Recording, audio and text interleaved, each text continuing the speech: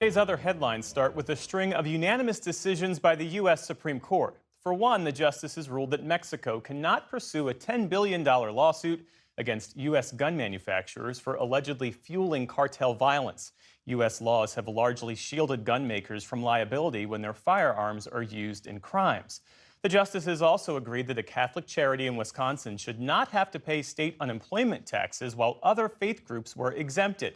The group said that was a violation of its First Amendment rights. A third decision made it easier to claim so-called reverse discrimination in the workplace. That case centered on an Ohio woman who claimed she was passed over for positions and even demoted because she is straight. President Trump says trade talks between the world's two biggest economies will resume following weeks of rising tensions. That comes after Mr. Trump held what he called a very good phone call with Chinese leader Xi Jinping earlier today. In a social media post, Trump said Treasury Secretary Scott Bessent, Commerce Secretary Howard Lutnick, and Trade Representative Jamieson Greer will represent the U.S. at the talks. The date and location have yet to be determined. The two sides aim to make progress on tariffs and rare earth minerals after prior negotiations stalled last month. Former President Joe Biden is dismissing President Trump's call for an inquiry into his alleged cognitive decline, calling it a distraction. Last night, Mr. Trump called on his Attorney General, Pam Bondi, and other officials to investigate Biden's use of the AutoPen and whether certain individuals lied about his health to unconstitutionally exercise the authorities and responsibilities of the president. In a statement provided to the NewsHour, Biden said in part, "I made the decisions during my presidency. Any suggestion that I didn't is ridiculous and false." In Massachusetts, a high school student who was arrested by immigration officials while on his way to volleyball practice is now free. Earlier today, an immigration judge had ordered Marcelo Gomez da Silva released on a $2,000 bond. Release Marcelo Gomes now! Release Marcelo Gomes now! Public support for the 18-year-old had been growing steadily since his arrest last weekend. Authorities said they were actually looking for the teenager's father, who owns the car his son was driving when he was detained. Following his release, Gomez da Silva described what happened when an officer confronted him. He gave me no reason to stop me, no reason for a traffic stop, nothing. And apparently they say they're trying to get my dad, but I'm here, not my dad, so that doesn't make sense. Gomez da Silva came to the U.S. from Brazil when he was 7 on a tourist visa. He was later issued a student visa, which has since lapsed. In the Middle East, Israel said today it recovered the bodies of 2 Israeli-American hostages who were kidnapped in Hamas's October 7th attack.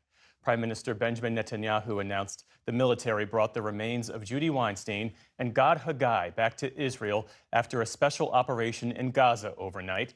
Meantime, Gaza health officials say Israeli airstrikes today killed at least 13 people, including 3 journalists who were struck in the courtyard of a hospital.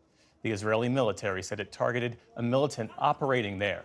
And in southern Gaza, aid distribution resumed today at 2 sites run by the Gaza Humanitarian Foundation. The group shut its locations yesterday following several fatal shootings near its operations. Turning now to New Zealand, where Parliament suspended 3 Maori lawmakers today over a traditional dance they performed to protest a contentious bill. A majority of members voted for the temporary removals today, saying the lawmakers acted in a potentially intimidating manner. The suspensions range from 7 to 21 days, longer than any prior ban.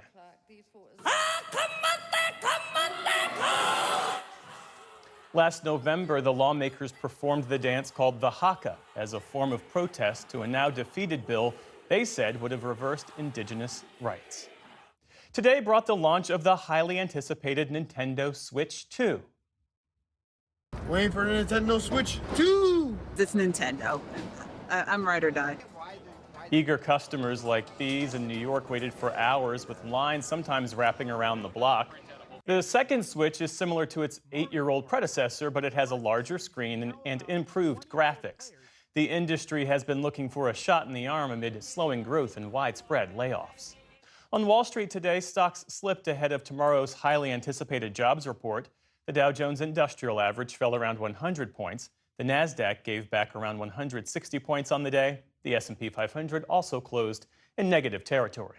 Still to come on the NewsHour, how President Trump's budget bill could add trillions to the national debt.